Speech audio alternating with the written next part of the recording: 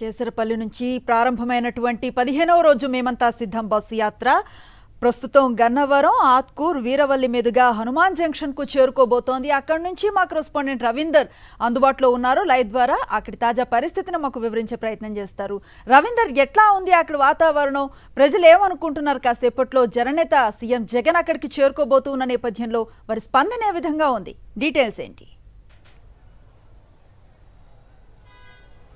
Right అనేసి ప్రస్తుతం నేను హనుమాన్ జంక్షన్ క్రాస్ రోడ్ దగ్గర ఉన్నాను. మరికొద్దిసేపట్లోనే వైఎస్ జగన్ ఇక్కడికి రాబోతున్నారు. ఇక్కడి నుంచి ఈ రోడ్డు మీదుగానే గుడివాడ చేరుకోబోతున్నారు. ఈరోజు సాయంత్రం జరగబోతున్నటువంటి బహిరంగ సభలో ముఖ్యమంత్రి వైఎస్ జగన్ పాల్గొనబోతున్నారు. చూసాం, మొన్న జరిగినటువంటి విజయవాడలో జరిగినటువంటి హత్యాయత్నం ఘటన తర్వాత వైఎస్ జగన్ నిర్వహిస్తున్నటువంటి తొలి రోజు బస్సు యాత్ర ఇది. అట్లాగే తొలి బహిరంగ సభ కూడా ఈరోజే జరగబోతుంది. ఈ నేపథ్యంలో మనం చూస్తున్నాం, ఒకవైపు నడి వేసవి ఎండ అదిరిపోతుంది, మామిడి బయలు స్థాయిలో ఎండ ఉంది, ఒక్కపోత ప్రస్తుతం ఉంది. దానికి అదనంగా వడగాలులు కూడా వీస్తున్న నేపథ్యంలో పెద్ద సంఖ్యలో అయినప్పుడు కూడా కార్యకర్తలు జనం తరలి వస్తున్న పరిస్థితి కనిపిస్తే మనం చూస్తూ ఉన్నాం. హనుమాన్ జంక్షన్ క్రాస్ రోడ్లో ఉన్నటువంటి జనాన్ని కూడా మనం చూస్తున్నాం. వీరందరూ కూడా జగన్ సంబంధించి ఆయన ఏ విధంగా ఉన్నారు ఏంటనేది తెలుసుకునే ప్రయత్నాలు చేస్తున్నారు. జగన్ రాగానే ఆయనతో మాట్లాడేందుకు ప్రయత్నం చేస్తున్నారు. ప్రస్తుతం ఇక్కడ ఉన్నటువంటి కొంతమంది నాయకులతో కూడా మాట్లాడే ప్రయత్నం చేస్తారు. జగన్మోహన్ రెడ్డి మీద అత్యాచారం జరిగిన తర్వాత వస్తున్నటువంటి బస్సు యాత్ర ఏ విధంగా మీరు స్పందిస్తారు? జరిగిన ఘటనకు సంబంధించి మీ స్పందన? జగన్మోహన్ రెడ్డి గారికి ప్రజల్లో ఉన్న ఆదరణ చూడలేక ఏం చేయాలో తెలియని స్థితిలో ఇటువంటి అలజడులు క్రియేట్ చేయటమే తప్ప ఆయన ప్రతి ఇంట్లో కొలువై కూర్చున్నాడు. ప్రతి పేదవాడికి జగన్మోహన్ రెడ్డి గారు ఒక దేవుడు. 10,000 రూపాయలు లేనోడికే డబ్బు విలువ తెలుస్తుంది. ఆయన ధనికులకు నచ్చకపోవచ్చు కానీ ప్రతి పేదవాడికి ఆయన దేవుడే. తప్పకుండా జగన్మోహన్ రెడ్డి గారు ఏ కావాలన్నా ప్రజలు దాన్ని గమనిస్తూ ఉంటారు. ఎవరైనా చిందులేసి ఇప్పుడు హేళనగా మాట్లాడిన వాళ్ళందరూ రేపు వాళ్ళే హేళన అవుతారు. అంటే పవన్ కళ్యాణ్ అంటున్నాడు, తగిన రాయి కూడా ఒక దెబ్బేనా, దాన్ని కూడా ఎంత హడావుడి చేయాలని చెప్పి పవన్ కళ్యాణ్ చేసినటువంటి వ్యాఖ్యల గురించి అని చెప్పి సహజంగా ఆ స్థాయిలో ఉన్న నాయకులు ఇటువంటి జరిగినప్పుడు ఖండించాలి. అది రేపు ఆయనకి జరిగినప్పుడు అదే మాట చెప్తాడా? రేపు ఆయనకో ఇంకోళ్ళగా జరిగితే అదే చెప్తారా? ఒక సీఎంని రాయి పెట్టి కొట్టడం అంటే బొమ్మలాట. అదంతా వాళ్ళ విచక్షణకు వదిలేయాలండి. వాళ్ళ గురించి నలుగురు ఏమనుకుంటున్నారో ప్రజలను అడిగితే చెబుతారు. సో మీరేం చెప్తారు? జరుగుతున్న బస్సు యాత్రకి ఎలాంటి స్పందన కనిపిస్తుంది? జగన్మోహన్ రెడ్డి గారు తండ్రి గారు చేసినటువంటి జగన్మోహన్ రెడ్డి గారు తండ్రి గారు చేసినటువంటి పేద రైతులకి ఆయన మేలు చేశారు. దాన్ని వాళ్ళ బాబు గారు జగన్మోహన్ రెడ్డి గారు చేసిన పథకాల వల్ల నవరత్నాలు పెట్టి ప్రతి పేదవారికి దగ్గర అయ్యారు.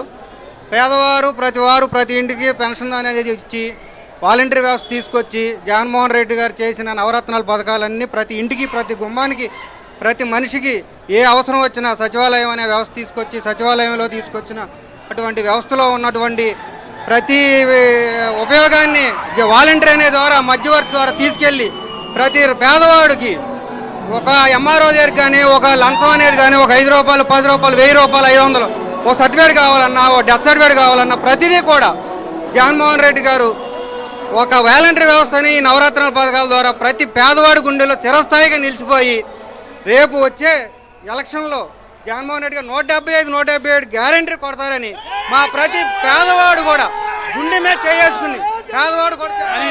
మొన్న జరిగినటువంటి దాడి చూశారు.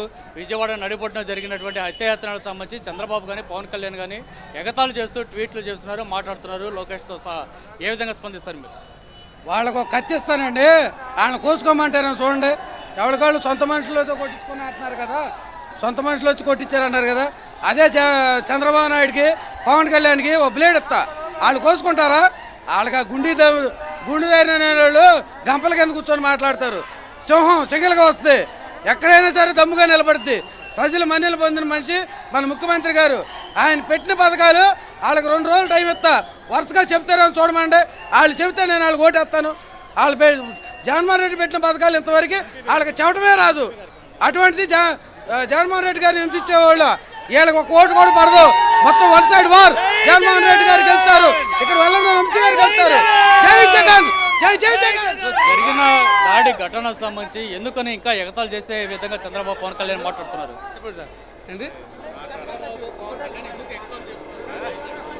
అది ఎప్పుడైతే పెరిగాను వాళ్ళకి వాళ్ళకి ఎప్పుడు అదే పని కదా, వాళ్ళకి ఎగతాలు చేయడం ఆలకోలు చేయడం తప్ప ఏముంది. పవన్ కళ్యాణ్ వాళ్ళకి జగన్మోహన్ రెడ్డి గారి నవరత్నాలు పెట్టి జనాలకి వాలంటీర్లు పెట్టి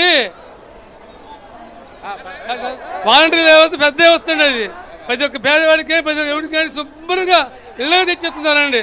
దండం పెట్టుకొచ్చి జగన్మోహన్ రెడ్డి గారు చెప్పి. తెలుగుదేశం పార్టీలోంచి ఇటీవలే వైఎస్ఆర్ కాంగ్రెస్ పార్టీలో జాయిన్ అయినటువంటి ఒక నాయకుడు ఉన్నాడు. ఏం చెప్తారు? ఎందుకు ఈ రాయి దాటి ఘటన సంబంధించి వీరంతా కూడా ఎగతాలు చేసే విధంగా మాట్లాడుతున్నారంటే ఏం చెప్తారు?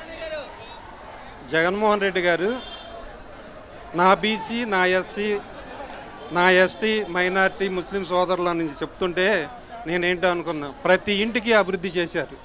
అమ్మఒడని, నాడు నేడు కార్యక్రమం, విద్యా విధానం చాలా గొప్పగా ఉందండి. దానివల్ల నేను ఆకర్షితున్నై ఈ పార్టీలోకి చేరడం జరిగింది.